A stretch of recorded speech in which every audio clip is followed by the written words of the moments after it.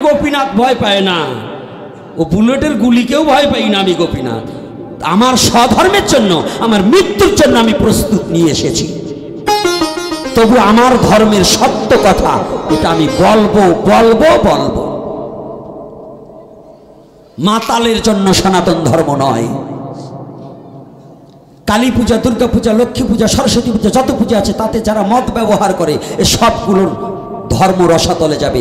ক্রমে ক্রমে পাপ সঞ্চয়িত হয়ে এর বংশ নির্বংশ হয়ে যাবে, কোনোদিন এদের পুণ্য হবে না। যদি তুমি তোমার সনাতনকে, তোমার বংশকে রক্ষা করতে চাও, পুজোতে নিষাদ্রব্য পরিত্যাগ করে শুদ্ধভাবে সাত্ত্বিকভাবে পূজা করে কিছু না দিতে পারো, একটা ফুল মা কালীর চরণে নিবেদন করো যে মা আমি তোমাকে কিচ্ছু দিতে পারিনি, তাহাও মা গ্রহণ করবে। কিন্তু যদি মাতাল হয়ে মদ দিয়ে যদি পূজা করো, কোটি কল্পকাল পূজা করবে, কোনোদিন পূজা পরিশুদ্ধ হবে না না না। কারণ সনাতনীদের ভক্তি আছে, গুড়া ভক্তি, শক্তি নাই। শক্তিবিহীন গরু দ্বারা যেমন হাল চাষ করা যায় না, তদ্রূপ একতাবদ্ধ না হলে সনাতন ধর্মের কিছু আপনি বুঝতে পারবেন না। তা আমাদের তো মতপথ বেশি, সনাতন ধর্মে তো মতপথ বেশি। এই যে তিলক পরা সাধুরা আবার ওই সিঁদুর পরা সাধুকে, চন্দন পরা সাধুকে দেখতে পারে না, আবার ওরা আবার এই তিলক পরা আলাগো দেখতে পারে না। সাদা তিলক কালা তিলক কালারে দেখতে পারে না, কালা তিলক আবার সাদা তিলক কালারে দেখতে পারে না। এই কিন্তু আমাদের একটা বড় বৈষম্যতা দেখা দিয়েছে না বাবা? কি শুদ্ধ ভক্ত যতই হোক, ইস্কনের সাধুরে আবার ওই এখন কিছু পুটকা সাধু বেরিয়েছে, ওরা আবার শুদ্ধ ভক্ত হইলে বাবাজিদের হাতেও খাবার চায় না, ইস্কনের ভক্ত না হইলে খাওয়া যাবে না। কিন্তু যদি কসাইখানার টাকা দেয় সেটাও ইস্কনে নেয়, তাতে কোনো বাধা হয় না। জেলে যখন মাছ বিক্রি করে সেই টাকা দেয় না, দেয় না, তো ওটা নেও কেন? একজন প্রসাদ বুঝি শুদ্ধ ভক্তের হাতে খেতে কোনো জাতপাতের প্রয়োজন হয় না। কষ্ট পাচ্ছেন নাকি? আজকে কি দিয়ে যে কি শুরু হবে তা জানি না, সোজা থেকে গৌর হরি বল, জয় শ্রী রাধে রাধে। মায়েরা রাগ করতেছেন নাকি? তাই আজকে আমাদের সনাতন ধর্মের একতাবদ্ধ যতদিন পর্যন্ত না হব, ততদিন যে জাতির দল নাই সেই জাতির বল নাই। আমাদের দল আছে কোথায় জানেন? গ্রামে। অমকরে বললে অমক যাবে না, অমক বৈষ্ণবরে বললে আর এক বৈষ্ণব খাবে না, এক ব্রাহ্মণ গেলে আর এক ব্রাহ্মণ যাবে না।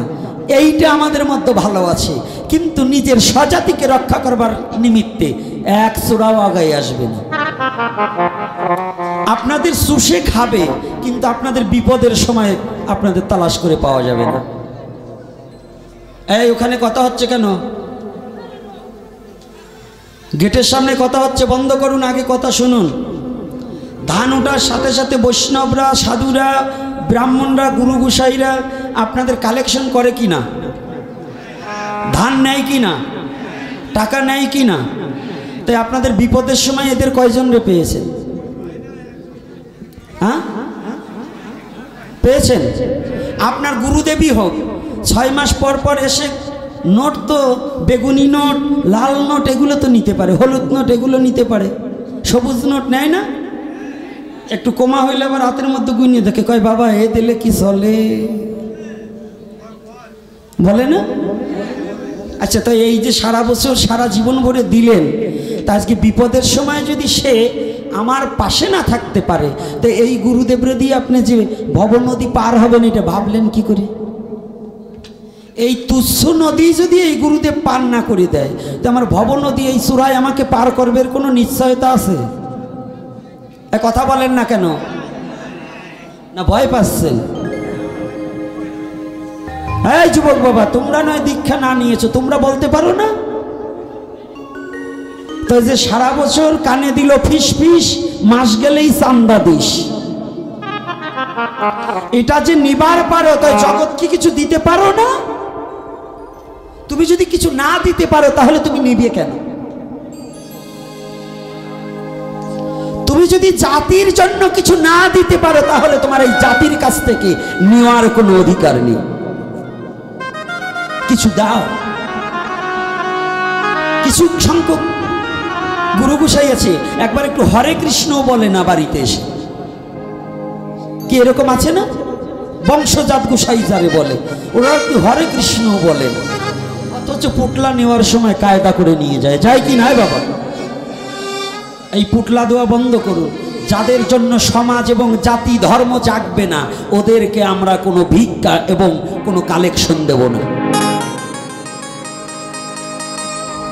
যে টাকা নিয়ে সংসারে ভাঙবে, ছেলে মেয়ে পুত্র পরিবার নিয়ে খাবে, ওদের জন্য কালেকশনের টাকা নয়, টাকাটা ভগবানের সেবায় দিতে হবে, ভগবত সেবায় দান করতে হবে। তাই বললেন পাত্র বুঝে দান করিস তুই, স্বার্থ রাখিস শূন্য, ওই দানেই তোর হতে পারে যৎকিঞ্চিত পুণ্য। অপাত্রে দান করলে কোনো কিছুই ফল হবে। খালই চেনেন তো? আপনাদের দেশে বোধহয় ওটা চেনে না, আমাদের অঞ্চলে খালই বলে। ওই মায়েরা মাছ কুটে বাঁশ দিয়ে তৈরি করে একভাবে ঝেঁকে ঝেঁকে ধয়, ওটাকে কি বলে?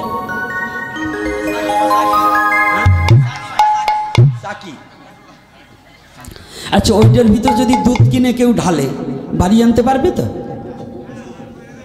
হ্যাঁ, যত ভালো জিনিসই হোক, বাড়ি ঘি যদি ঢালে আসবে বাড়ি?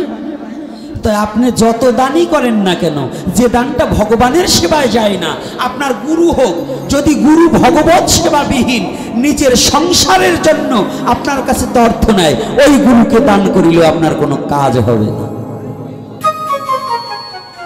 রাগ করছেন নাকি?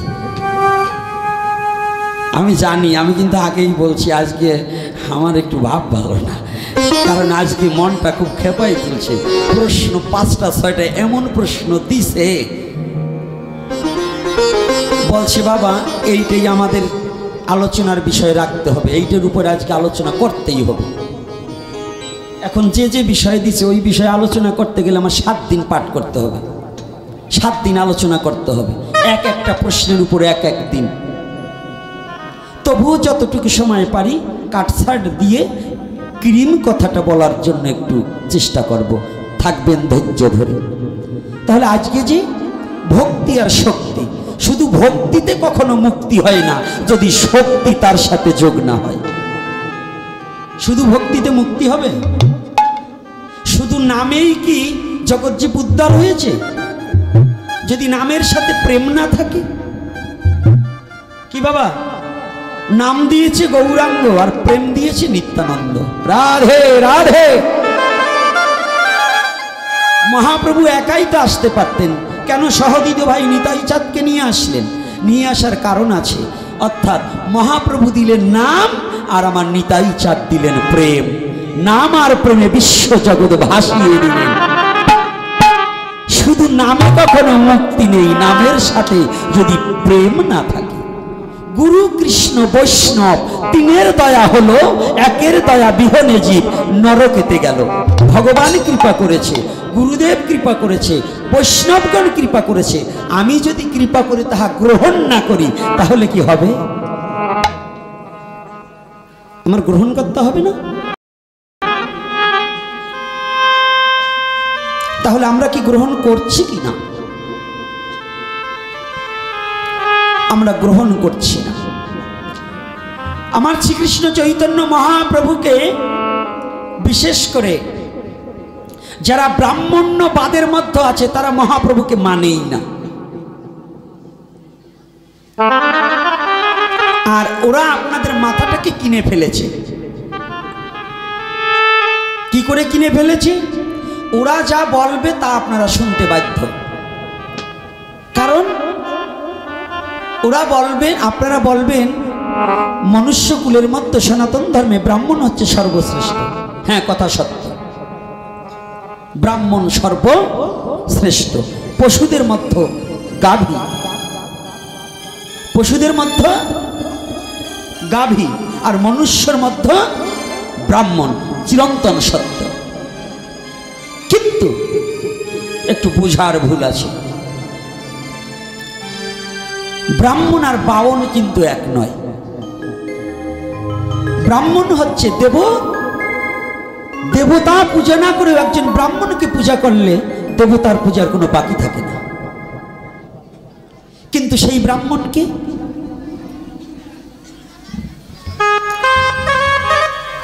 এই ব্রাহ্মণটাকে সর্বপ্রথম এক একটা ধরে ধরে উত্তর দেব সভা পরে। বলবো না এগুলো না জানলে আপনাদের এই যে বয়স্ক লোকগুলো আজকে আমি সামনে বসতে বলছি কেন জানেন? সমাজের সবচেয়েতে এইগুলোই বেজাল বাঁধায়। কারণ ওদের বাপ ঠাকুর দাদার যে বই, ওই যে লাল কাপড় দিয়ে বাইদিয়ে ঘরে থুইছে, ওটা জীবনে পড়িয়ে দেখে নাই কি, কিন্তু ওই যে সুরা রাজা বলে এরা তাই চলে। একদিনও পৃষ্ঠে উল্টে দেখবে না যে ওটা সত্য কিনা মিথ্যা। বাবার আপনারা রাগ করবেন না, আপনাদেরকে উপলক্ষ করে বলতেছি, না হলে বলতে তো পারবো না। রাগ করেছেন? কারণ বাবাদেরই তো বলতে হবে, ছেলে কাদের বলবে? বাবাদের বলতে হবে না? তো দেখবেন গ্রামের যুব সমাজ যদি একটা কিছু করতে চায়, এই বৃদ্ধ লোকে বলে, হ্যাঁ বাপ দাদা 14 গোষ্ঠী করে আসছে, আজকে তোরা কি নতুন একটা বুদ্ধি করলি নাকি? কি এরকম বলে না? এতে পুরাতন সব হারিয়ে যায়, নূতন সব হারিয়ে যায়।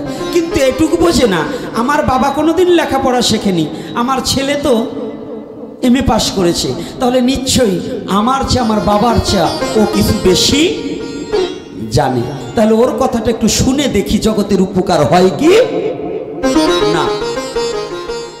আজকে কিন্তু আমি হাঁটতে হাঁটতে আপনাদের ওই পাড়া নূতন শ্মশান অব্দি পর্যন্ত গিয়েছিলাম, শ্মশান অব্দি পর্যন্ত গিয়েছি। কিন্তু যে গ্রামে এত বড় চাকলা বাঁধায়, কয় গ্রামের শ্মশান ওটা? হ্যাঁ, এই অঞ্চলের সারাটা। আচ্ছা, তাই ওই যে কয় গ্রামের শ্মশান তা বাদে তো দূরের দিয়ে ভক্ত আসছে, কিন্তু ওই গ্রামের লোক আছে তো? আছে তো?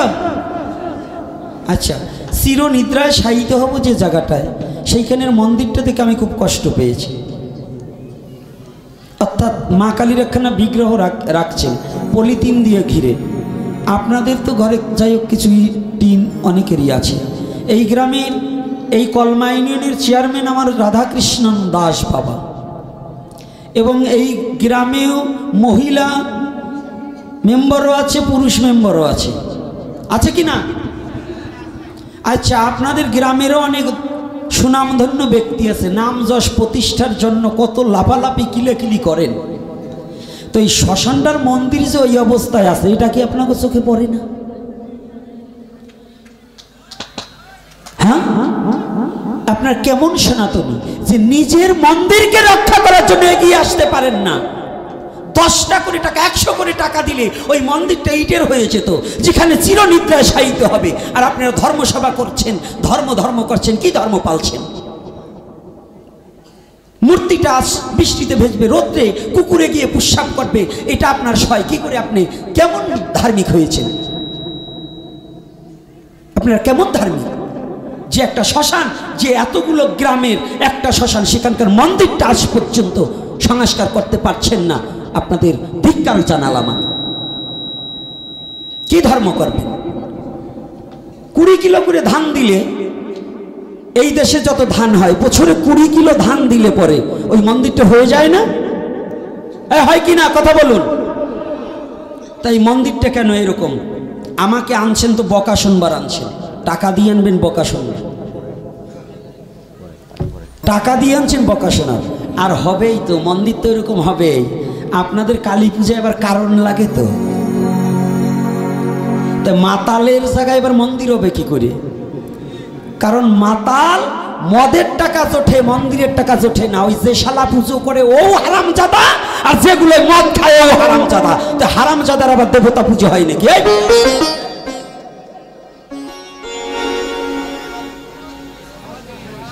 কি রাগ করছেন নাকি? কি তোমাদের বেলায় একটু কষ্ট লাগতেছে নাকি? লাগবেই তো। কালকে কি বাড়ি যাবার দেবে না, না পথেতেই বানাবে না? আরে বানাইলেও গোপীনাথ ভয় পায় না, ও বুলেটের গুলিকেও ভয় পাই না আমি গোপীনাথ। আমার স্বধর্মের জন্য, আমার মৃত্যুর জন্য আমি প্রস্তুত নিয়ে এসেছি। তবু আমার ধর্মের সত্য কথা এটা আমি বলবো বলবো বলবো। মাতালের জন্য সনাতন ধর্ম নয়। কালী পূজা, দুর্গা পূজা, লক্ষ্মী পূজা, সরস্বতী পূজা, যত পূজা আছে তাতে যারা মদ ব্যবহার করে এ সবগুলোর ধর্ম রসাতলে যাবে। ক্রমে ক্রমে পাপ সঞ্চয়িত হয়ে এর বংশ নির্বংশ হয়ে যাবে, কোনোদিন এদের পুণ্য হবে না। যদি তুমি তোমার সনাতনকে, তোমার বংশকে রক্ষা করতে চাও, পুজোতে নিষাদ্রব্য পরিত্যাগ করে শুদ্ধভাবে সাত্ত্বিকভাবে পূজা করে কিছু না দিতে পারো, একটা ফুল মা কালীর চরণে নিবেদন করো যে মা আমি তোমাকে কিচ্ছু দিতে পারিনি, তাহাও মা গ্রহণ করবে। কিন্তু যদি মাতাল হয়ে মদ দিয়ে যদি পূজা করো, কোটি কল্পকাল পূজা করবে, কোনোদিন পূজা পরিশুদ্ধ হবে না, না, না।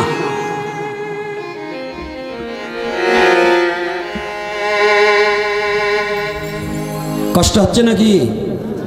আর হইলেও আজকে বলতে পারবেন না আমি জানি। আর কথা কি মিথ্যা বলছি? আপনি খেয়েছেন আগে, কোনো অপরাধ নেই। আজকে থেকে এই ভাগবতী আসরে, এই মহতী ধর্ম আলোচনা সভায় প্রতিজ্ঞাবদ্ধ হয়ে যান, জীবনে যা ভুল করেছি গোবিন্দ তুমি ক্ষমা করে আজ থেকে তোমার চরণে আমাকে টেনে নাও। আরে হেন ভুল জীবনে করব না। আমার বংশের কে রক্ষা করবার নিমিত্তে, আমার বংশের যেন কোনো ক্ষয় না হয়, আমার বংশ যেন ভগবত প্রেমে ডুবে যেতে পারে, এই জন্য আমি সেই সাধনা করব, সেই ভজন করব, সেই পুজো করব। আমি কোনো পুজো করতে নিষেধ করছি না, আমি কোনো পূজা করতে নিষেধ করছি না, আমি কোনো ব্রাহ্মণকে অসম্মান করছি না। কিন্তু যদি কোনো ব্রাহ্মণ লিস্টের মধ্যে মদ লেখে থাকে, জানবে ও চণ্ডাল, ও কোনো ব্রাহ্মণ নয়, ও কলির কুকুরের চেয়ে অধম। তার দ্বারা সমাজের কোনো উন্নতি হতে পারে না, ধর্মের কোনো উন্নতি হতে পারে না। ওর দ্বারা পুজো করলে আরো রসাতলে যেতে হবে। ওই মাতাল ব্রাহ্মণের দ্বারা আপনার পিতৃ শ্রাদ্ধ করলে আপনার পিতার কোনোদিন মুক্তি হবে না, না, না।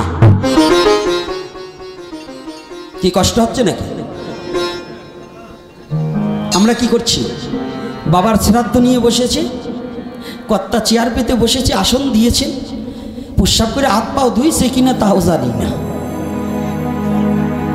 জল ব্যবহার করছে কিনা, কয় জল পাইনি। ওই আর একজন কয় জল পাই। কথাটা কেন বলছি জানেন? আমার কাজ হচ্ছে হরি কথা যদি বলি 5 মিনিট, 30 মিনিট বলতে হবে আমার সমাজ সংস্কারের কথা, নাহলে আমার ধর্ম টিকে থাকবে কিসের উপরে? যদি এই সমাজ যদি পরিবর্তন না হয় তাহলে আমার সনাতন টিকে থাকবে না। আমার যুব সমাজ যদি নেশাগ্রস্ত হয়ে যায় তাহলে আমার ধর্ম টিকে থাকবে না। ধর্ম কার কাছে বলবো? আজকে বৃদ্ধরা করতাল বাজিয়ে হরে কৃষ্ণ বলছেন। আপনি মরে গেলে যদি আপনার সন্তান সঠিক পথে না থাকে, আপনি মরে যাওয়ার পরে আর এই নাম কে করবে? তাহলে ওদেরকে সঠিক তত্ত্বটা ঢুকিয়ে দেওয়ার নামই সনাতনীয় শাস্ত্রীয় আলোচনা। এই ধর্মীয় আলোচনা কেন? যে আলোচনার মধ্য দিয়ে, যে গীতা ভাগবতের কথার মধ্য দিয়ে নিজের চরিত্রের পরিবর্তন ঘটানো যায়, অসৎ থেকে সৎ পথে আসা যায়, তার নামই ভাগবতীয় কথা।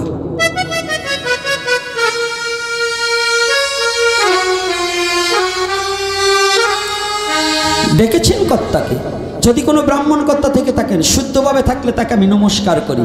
আর যদি অশুদ্ধভাবে থাকেন, সে যদি নিশাখোর হন, পায়খানা প্রস্রাব করে যদি জল ব্যবহার না করেন, কাপড় না ছাড়েন, আমি তাকে প্রণাম করি না, তবে তাকে অনুরোধ করি চরিত্রটাকে একটু পরিবর্তন করি।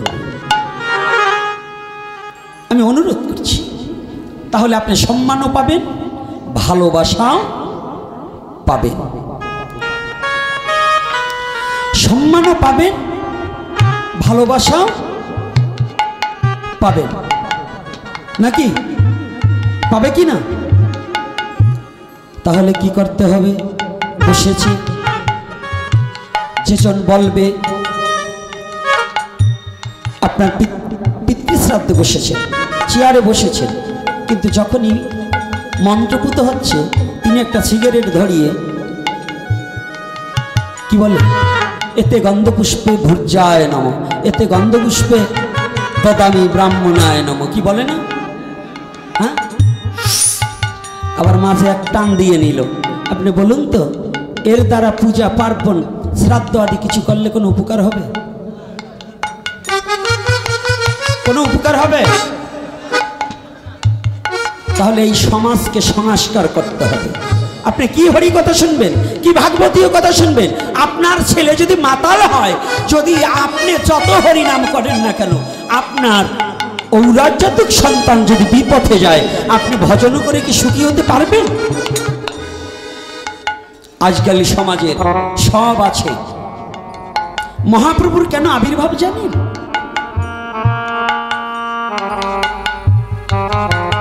শুধু সাধুরা অনেক তত্ত্ব বলে। কি তত্ত্ব বলে? একটা তত্ত্বের মধ্যে বললেন, রাধা রানীর ঋণ সুদিবারে মহাপ্রভু এসেছে। এটা ভজনের দেশের কথা। আর একটা কথা কি জানি,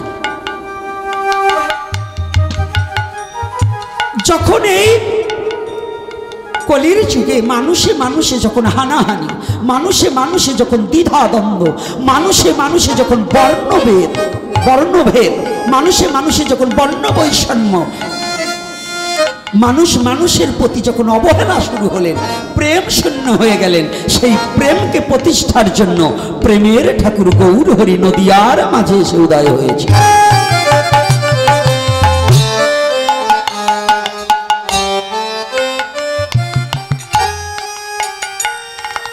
প্রেমের ঠাকুর গৌর হরি নদিয়ার মাঝে যেদিন উদয় হয়েছে,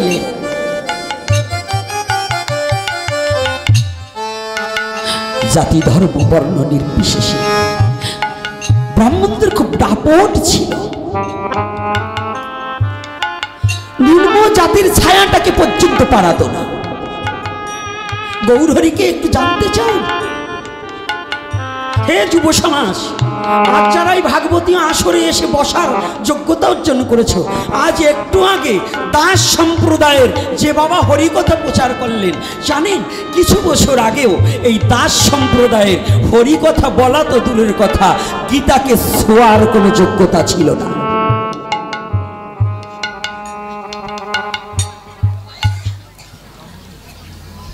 একটা গ্রন্থ, ধর্মীয় গ্রন্থ, বেদকে পর্যন্ত ছোঁয়ার কোনো অধিকার নিম্ন জাতির ছিল না। ওরা কড়া আবদ্ধ করে রেখেছিল, ধর্মটা যেন ওদের বাবার কিনা। আজও অবধি সেই প্রবাহমান কিছু হিংসুক চালিয়ে যাচ্ছে। কি জানেন? যে নারায়ণ পূজা ব্রাহ্মণ ছাড়া দেওয়া যায় না, নারায়ণ শিলায় ব্রাহ্মণ ছাড়া জলদান করা যাবে না। কি পণ্ডিত মশাই? ইন্দ্র আবার পণ্ডিত তো, এই জন্য আবার জিজ্ঞাসা করি, মাঝে মাঝে ভুলে গেলে আবার বলে দিতে হয়। তো এইবার দেখুন, তৎকালীন সময় যে নিম্ন জাতি ভগবানকে ছুলে ভগবান অপবিত্র হয়ে যাবে। নারায়ণ কি আমাদের ভগবান নয়? তা আমি যে ভগবানকে আমি ছুলে ভগবান অপবিত্র হয়ে যায়, সে কি ভগবান হয়? এই কথার উত্তর দিচ্ছেন না কেন? তাহলে সেই ভগবানের পুজো আমি করব কেন? আমি সেই ভগবানের পুজো করব যদি মহা অপবিত্র ব্যক্তিও যদি ভগবানকে ছয়, সে তৎক্ষণাৎ পবিত্র হয়ে যাবে। ভাগবত তো সাক্ষী তাহা দিল না, ভাগবত সাক্ষী দিলেন। ভগবান দূরের কথা, যদি কোনো শুদ্ধ ভক্তকে অপবিত্র ব্যক্তি যদি পরশ করতে পারে, তাহলে তৎক্ষণাৎ কোটি জন্মের পাপ মুক্ত হয়ে সে ভগবত ধামে যেতে পারবে।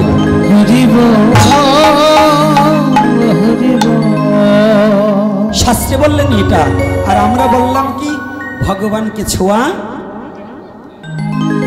ভগবানকে ছোঁয়া কি এটা ছিল কিনা বলুন? ইতিহাস কি বলছে? তাহা ইহা বলছে না। তৎকালীন সময় কঠোরতা। আজকে যুব সমাজ একটু ভালো করে জেনে নাও বাবা, মহাপ্রভু যখন করুণা করে আপনাদের চরণ প্রান্তে এনেছে, তাহলে দুটো কথা না বলেই পারছি। এটা বড় যন্ত্রণা, বড় জ্বালা, বড় দুঃখের কথা, বড় ব্যথার কথা। আজও সমাজে চলছে নিম্নজাতি নারায়ণ সেবা দিতে পারবে না, অথচ আমরা একই পিতা থেকে সবাই এসেছি, একই মাতা হইতে সবাই এসেছি, সকলেই অমৃতস্য পুত্রায়া, সকলে অমৃতর পুত্র। আমি অপবিত্র হয়ে গেলাম, আর একজন পবিত্র হয়ে গেল। শাস্ত্রে বললেন ওটা পবিত্র অপবিত্র নয়, যেই ভজে সেই ভক্ত, আর সব ছাড় কৃষ্ণ ভজনে নাই জাতি কুলাদি বিচার।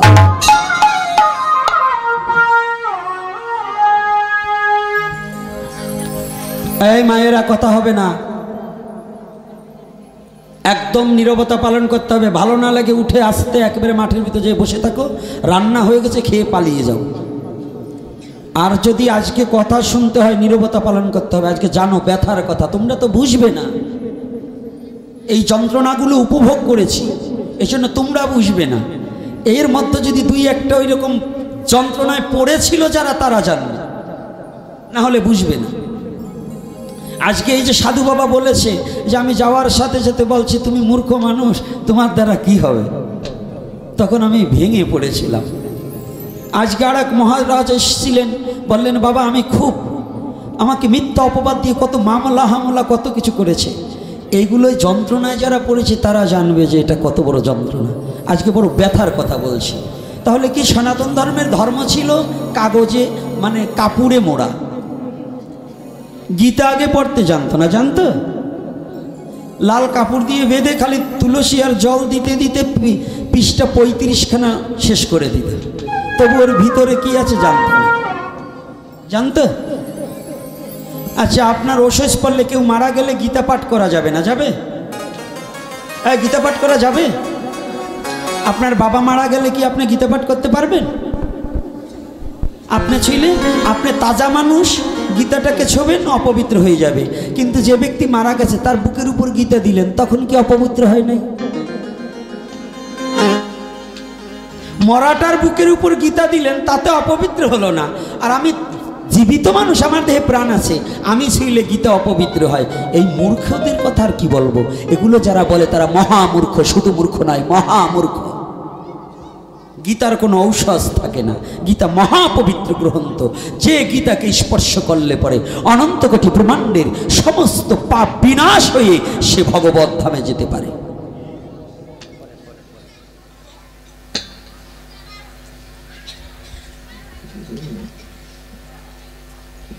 আরে বাবা ওটা তো বলবো, প্রসাদের কথা একবার বলছি না তো, ভক্তকে মনে আসে না কি? প্রসাদের কথা মনে আসে না? আজকে খুব টক করে রান্না করছে, ভালো করে রান্না করছে, গিরানো খুব ভালো হয়েছে, প্রসাদও স্বাদ হয়েছে, না পাইয়ে কেউ যাইয়েন না। তবে আগেই যাইয়েন না, তাহলে কিন্তু দেবে না পাঠ শেষে। জয় শ্রী রাধে রাধে। একটু আনন্দ তো মাঝে মাঝে দান করতে হয়। একবারে মুখ এত বকাবকির পরে যদি একটু আনন্দ না দিই, তাহলে আমাকে পথ ভরে বকতে বকতে যাবে না। আনন্দের দরকার আছে না বাবা? হরিনামে আসে সবই, যাহা চাবি তাহা পাবি। এই হরি কথায় সব আছে। কি চাস? হাসতে চাস, নাচতে চাস, গাইতে চাস, কাঁদতে চাস, গড়াগড়ি দিতে চাস, সব আছে হরি। কি প্রয়োজন? সব আছে আমার হরি নামে। একের ভিতর সব, একের ভিতর সব পাওয়া যাবে, কিন্তু খুঁজতে হবে। খুঁজতে হবে না? যেমন মায়েদের স্তনে দুগ্ধ থাকে, ডাক্তার যারা আছে না, ওরা যদি সিরিঞ্জ ঢুকিয়ে দেয় স্তনের মতো টানলে কি আসবে? কেন দুগ্ধ আসবে না? হ্যাঁ দুগ্ধ আসবে। যদি বাচ্চায় টান দেয় মুখ দিয়ে, দুধ আসবে না? তাই হরিনামে সবই আছে, যার যেমন মন পায় সে তেমন দর্শন। সব আছে। সিরিঞ্জ ঢুকিয়ে দিলে রক্ত আসে, বাচ্চায় মুখ দিলে দুগ্ধ আসে। এটাই ভগবানের সৃষ্টির কত লীলা মাধুর্যতা। এটা দর্শন করে কিছু জানো, কিছু বোঝো, কিছু শেখো যে সনাতন ধর্মের ভগবান কেমন দয়ালু।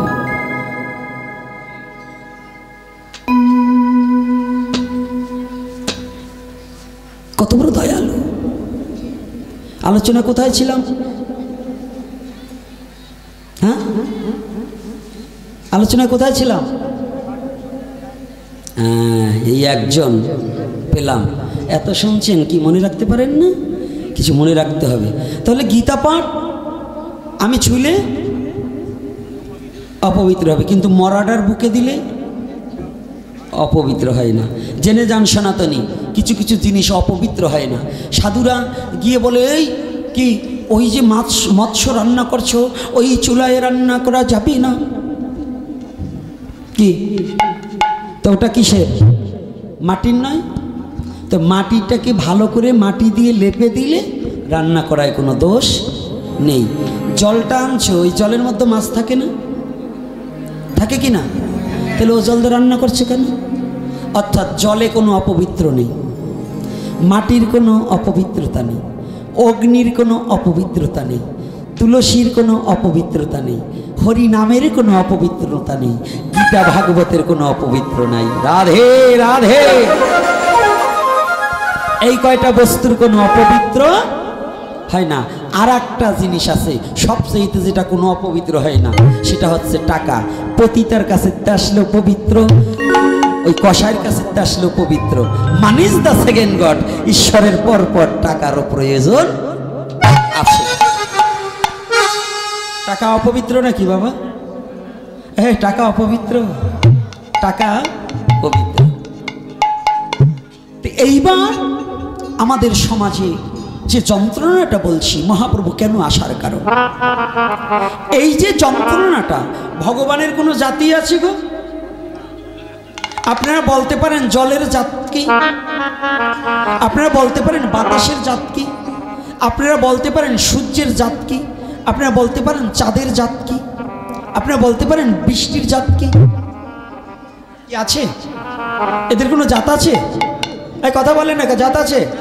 সূর্য কিরণ দিচ্ছে, আলো দান করছে, তাহলে তো তার জাতিকে দান করবে, আমাকে দান করছে কেন? তাহলে আমরা সবাই একমাত্র অমৃতস্য পুত্র, অমৃতের পুত্র। সেই পরমপিতা জগদীশ্বর যাহা যাহা কিছু সৃষ্টি করছে, সে কোনো ভেদাভেদ করে সৃষ্টি করেনি, মানবের কল্যাণার্থে সৃষ্টি করেছে। এখানে কোনো জাতি হিংসার কোনো কথা নেই। এইবার ভগবান পরমপিতা পরমেশ্বর, ভগবান বিষ্ণুই রাম, রামই কৃষ্ণ, আর কৃষ্ণই গৌরাঙ্গ। আমি বলছি, কে বলছে? শাস্ত্র বলছে। যদি কে শাস্ত্রকে অস্বীকার করে, আমি বলি ও তার বাবাকেও অস্বীকার করে। যদি বলে কেন? আমার বাবাকে, এই মা চোখ বুঝছো কেন? হাত ছাড়ো, ভালো করে বসো, চোখ বুঝবা না। একটা মাকে সন্তান জিজ্ঞেস করছে, ও মা বাবা কো? বলছে ওই যে তোর বাবা। মা পরিচয় করিয়ে দিচ্ছে বাবার সাথে, তাই না? না আমরা চিনি বাবাকে? মা আগে পরিচয় দিচ্ছে না। এজন্য সাইজি লালনে কি বললেন, কি বলেছে? নিগুম বিচারে সত্য তাই গেল জানা, ও সে তাই গেল জানা, মায়ের ভজিলে পাবি, ও পাবি বাবার ঠিকানা। ও সে মায়ের ভজিলে পাবি, ও পাবি বাবার ঠিকানা।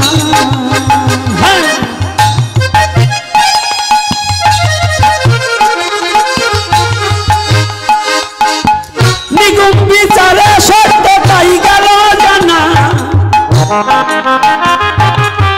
নিগুম বিচারে সত্য তাই গেল জানা, মায়ের ভজিলে পাবি, ও পাবি বাবার ঠিকানা। মায়ের ভজিলে পাবি, ও পাবি বাবার ঠিকানা। কি বলছে? নিগুম মানে গোপন, গোপন বিচারে জানা গেল। মা যেমন বাবার সন্ধান জানিয়ে দেয়, আমার ভগবানকে আমার শাস্ত্র সেই পরিচয় করিয়ে দেয়। তাই শাস্ত্র হচ্ছে জননী স্বরূপা, সনাতনের শাস্ত্র হচ্ছে জননী স্বরূপা। শাস্ত্রই বলে দেবে সঠিক ভগবান কে, নাকি? পিতার সন্ধান জগৎ পিতাকে, জীবের নাই কৃষ্ণ স্মৃতি জ্ঞান, এই কারণে করলেন প্রভু ভাগবত পুরাণ। তাই যখন জগতের মাঝে প্রেমহীনী যখন চলে, প্রেমহীন সমাজ, মানুষে মানুষে ভেদাভেদ, মানুষে মানুষে হিংসা নিন্দা অহংকারে পরিপূরক, তখনই আমার ভগবান কৃষ্ণ রাধা রানীর সহিত দুহু অঙ্গ একঙ্গ হইয়া, রাধা কৃষ্ণ একাত্মা দুই দেহ ধরি ধরিয়ে অনন্য বিলাস রস আস্বাদন করি, আস্বাদন করি। এবে দুই দেহ হয়ে এক ঠাই, ভাবাস্বাদিত হলেন আমার চৈতন্য গোসাই। চৈতন্য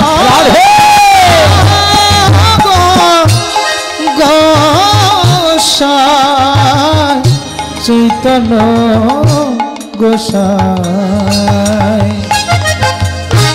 আমার মহাপ্রভুর কেন আগমন সে কথা অনেকে জানে না। আমার মহাপ্রভু যে সাক্ষাৎ ব্রজেন্দ্র নন্দন ভগবান গৌর হরি, তাকে অনেকে মানে না, অনেকে গৌরকে বোঝে না, চেনে না গৌরকে। তাই পদকর্তা বলছে গৌরকে কেউ জানে কেউ জানে না, কেউ জানে কেউ জানে না, কেউ বোঝে কেউ বোঝে না, কেউ বোঝে কেউ বোঝে না, কেউ চেনে কেউ চেনে না, কেউ চেনে কেউ চেনে না। সবাই চেনে, চেনে কারা? তারে তারাই তারাই তারাই চিনে, তারাই তারাই তারাই চিনে, তারা তারা তারা চিনে, তারা তারা তারাই চিনে। তারা ওই ভক্ত চিনে ভগবান চিনে, তারা তারা তারা চিনে, ভক্ত চিনে ভগবান চিনে, তারা তারা তারা চিনে, গুরু চিনে শিষ্য চিনে, তারাই তারাই তারাই চিনে, গুরু চিনে শিষ্য চিনে, তারা তারাই তারাই চিনে। তারা চিনে, অন্য কেউ চিনে? আনে কভু চিনে না রে, আনে কভু চিনে না, দেখো বাজে লোকে চিনে না, বাজে লোকে চিনে না, ভক্তগত প্রাণ না হলে বাজে লোকে চিনে না। ভক্তি রস মন না ডুবলে বাজে লোকে চিনে না, ভক্তি রসে নাও না ডুবলে বাজে লোকে চিনে না। বাজে লোকে চিনে গৌরকে? গৌরকে চিনতে পারবে?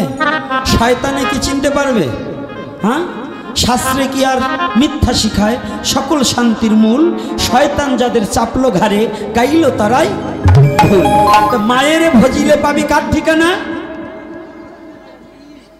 এই মায়ের কে ভজিলে পাবি? এই ওই পিছনে কারা, একটু ওই কোটের সরাও, ওই ভলিউম বেশি। তো কথাটাকে ভালো করে জানো, মায়েরে ভজিলে পাবি বাবার ঠিকানা। আমাদের শাস্ত্রে বলছেন ভগবানকে। তো গৌরাঙ্গ মহাপ্রভু কি ভগবান কি না? যারা মহাপ্রভুকে ভগবান মানে না, আমরাও তাদেরকে মানি না। কি মানবো না? মানবো না। যারা আমার মহাপ্রভুকে কলির যুগ নায়ক, প্রেমই অবতার, প্রেমা পুরুষোত্তম ভগবান গৌর হরিকে যারা মানে না, আমরাও তাদেরকে মানি না। আরে কারা কারা মানেন না তারা একটু হাত তুলুন তো, যে আমরা মানি না। ও কি মহাপ্রভুকে কারা কারা মানেন না? এ বাবা আসতে, এই বাবা, কারা কারা মানেন না তারা হাত তুলুন। আচ্ছা, তাহলে মৌনতা মনে হয় সম্মতির লক্ষণ। তো এইবার কারা কারা মহাপ্রভুকে মানেন তারা একটু হাত তুলুন তো, যে আমরা মহাপ্রভুকে মানি। হাত নামান। আমি কিন্তু দেখে রাখলাম একেবারে সত্যি ভাগবত আসরে যারা মহাপ্রভুকে মানেন, তাহলে তাদের মাতৃপিতৃ শ্রাদ্ধে মাংস এবং মৎস্য দেওয়া যাবে না। আজকে কিন্তু ঠেলায় পড়ছেন। শ্রাদ্ধের দিন হাঁসের মাংস, খাসির মাংস, যে চোরের দল বলে ওর একটা পাড়া দিয়ে নাড়ি বের করে দেওয়া উচিত। আমার মহাপ্রভু নিজে বলছেন শ্রাদ্ধে কখনো মৎস্য এবং মাংস দেওয়া যাবে না। মৎস্য একটা মাংস, একটা প্রাণীর দেহ নয়।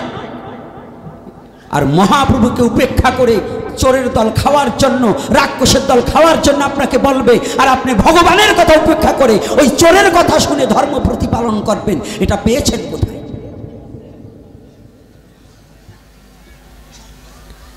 ভাবছিলেন পয়লা যে খুব ভালো কথা বলবো লাগছে, এখন বোঝেন যে খাওয়া মার দেয়। বুঝতে পারেন নাই, বুঝলে আতুসে করতেন না। আমার কথা বুঝতে পারেন নাই আগে। আমি একটু বকাবকি দিলাম। এই বকাবকি কেন দিচ্ছি? আজও এই চৈতন্যর যুগে আপনাদের এই কিশোরগঞ্জে আজও খাসির মাংস এবং মুরগির মাংস চলে। এটা জঘন্যতম। রাক্ষসের চেয়ে তার মুখ যে খাচ্ছে, এরা রাক্ষসের চেয়ে খারাপ।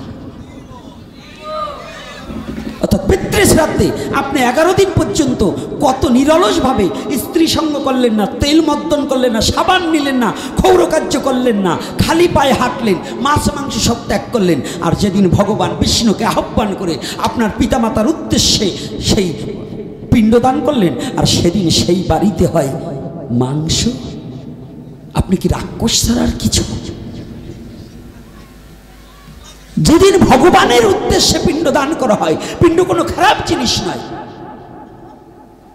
কে শিখিয়েছে?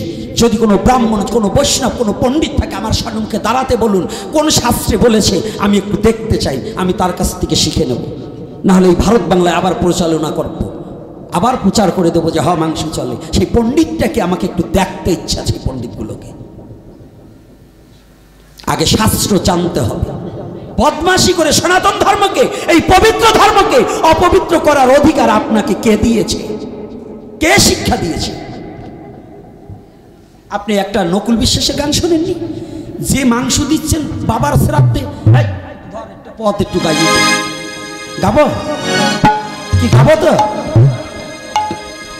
এই যুবক ছেলে, যাদের মা বাবার শ্রাদ্ধে মাংস দেবে ওইগুলোর পোড়াবারও যাবা না, খাবা তো দূরের কথা, পোড়াবারও যাবা না, পুরাতেও যাবা না। পুরা রাক্ষসের দলে খাওয়ার জন্য যা করে তাই করুক, তোমরা যাবা না।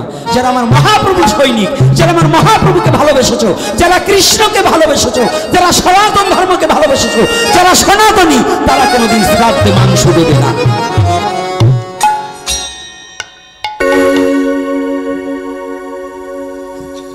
কষ্ট পাচ্ছেন?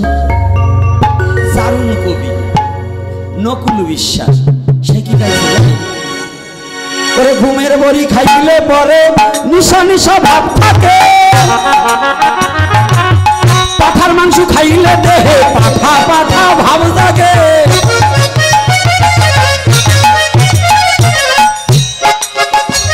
শোনা যায় কথা? ঘুমের বড়ি খাইলে পরে নিশা নিশা ভাব থাকে, থাকে কিনা? এই ডাক্তার বাবারা, কি ঘুমের বড়ি খাইলে ঘুম ঘুম ভাব লাগে না? পাঠার মাংস খাইলে দেহে পাঠা পাঠা ভাব জাগে।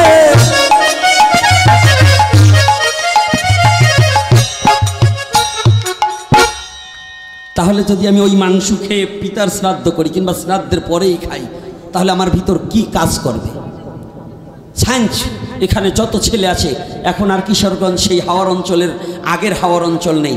এখন অনেক শিক্ষিত ভদ্রলোক আছে যারা সায়েন্স নিয়ে লেখাপড়া করেছেন। তাদের সায়েন্স, বিজ্ঞান যেখানে শেষ, ধর্ম কেবল শুরু।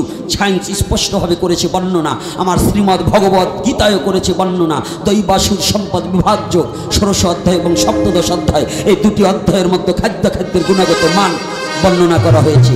যারা গীতাকে অবমাননা করে, আমি জানবো তার সনাতন ধর্মে জন্মগ্রহণ করে। যারা শ্রীমদ্ ভগবত গীতাকে মানে না, জানবো তার জন্মে ত্রুটি আছে, ও সঠিক বাবার সন্তান নয়।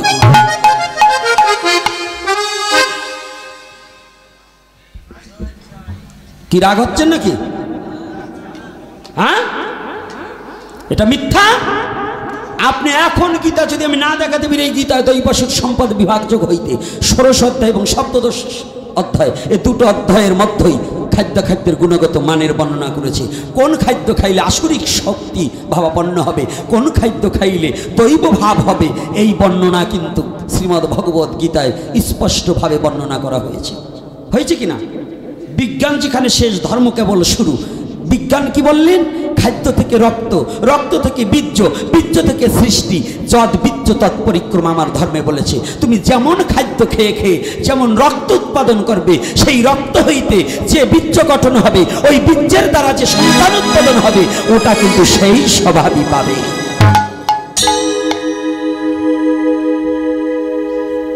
আমি বলছি, এটা কি আমার কথা? মামলা করতে হয় শ্রীমদ্ ভগবত গীতার উপরে মামলা করুন। কি কষ্ট হচ্ছে না তো আপনাদের? আলোচনা করবো আর আধা ঘন্টা, নাকি করবো না? পিছনের বাবারা কি বলেন, করবো না করবো না? আজকে হাত তুলবার চায় না, মানে আজকে মনে হয় বিপদে পড়ে গেছে, আজকে হাত তুলতে চায় না। তোমরা কি বলো রে বাবা? তো কথা কি শুনবা, মানবা নে তো? এর দুহাই ধর্মের, দুর্গা পূজায় মদ আইনো না, দুহাই ধর্মের কোনো পূজায় তোমরা মদ আইনো না। আমি কথা দিলাম, আমার কষ্ট, আমি যে যন্ত্রণা, যে কষ্ট করে এসছি এই কিশোরগঞ্জে, এত কষ্ট করে কোনো সাধুর আসতে চায় না। আমার এক সাধু ফোন করেছে, বাবা এখন তো আপনি এত গ্রাম অঞ্চলে ওই ঘুপের ভিতরে কি করে যাবেন, একটু টাউন অঞ্চলে পাট রাখেন। আমার ছেলে উত্তর দিয়েছে, দাদা ভাই ওই গ্রামের লোকগুলোও তো চায়, তাদের কাছেও তো যেতে হবে। সারাটা দিন জার্নিং করে গতকাল এসে আপনাদের সম্মুখে, আপনাদের চরণ প্রান্তে এসেছি। আমার সার্থক হবে যদি এই হাওড় অঞ্চলের লোক আজকে যদি এত বকাবকি, এত কথার পরে, এত চিল্লাচিল্লির পরেও